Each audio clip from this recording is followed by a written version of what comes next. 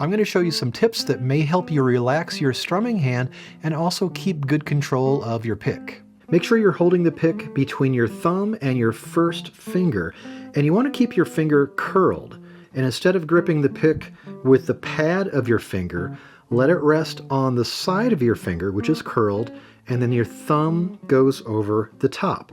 So the pick should look like it's coming out the side of your thumb a little bit.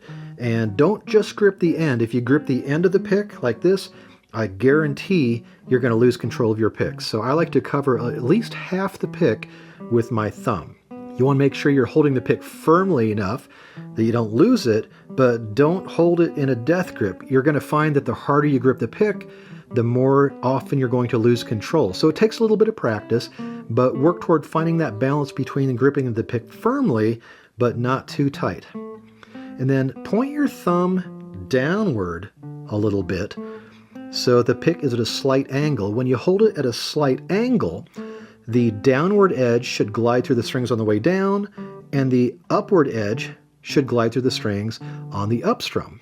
What you don't want is for the pick to be flat against the strings because the point is going to catch. Make sure to relax your wrist when you strum. Imagine just flicking water off the tip of your pick.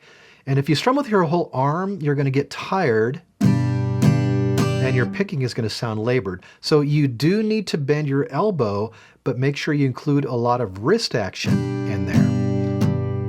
And then just let that pick follow the natural arc of that hinging action. So when I'm strumming, I'm not strumming straight down and straight up.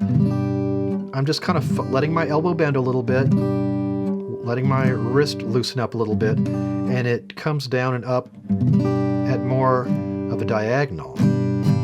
So don't fight your anatomy. Also, you don't have to strum every string. For example, in the down, down, up, up, down pattern, I usually hit all the strings of the chord on the first down strum, but after that I just strum the 3 or 4 higher sounding strings, in other words the bottom half of the string set. So down, and then for the rest of it about half the strings. Down, up, down, down, down, up, down. So that first down strum establishes the chord, it establishes the harmony.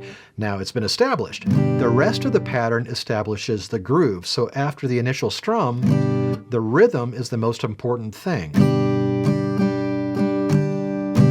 So if you try to hit all the strings all the time, you're working too hard. And finally, experiment with different picks. When I first began playing, I went to my local music store and I literally bought one of every type of pick in the store just to figure out what would work for me. And I kind of figured it out, but what did work for me also evolved over time, so don't be afraid to change things up. Different players prefer different picks. Some people like thick ones, some like thin ones. Big picks, little picks. Also, different material will affect how well the pick stays in your hand, especially if you get sweaty fingers. So when I first began playing, I used this Dunlop nylon. This is the pick that I used for the first couple years. It's got a very nice sound to it. It's a little on the thin side, at least for me now, but I liked it back then. It also has a little bit of roughness, so it was pretty easy to grip.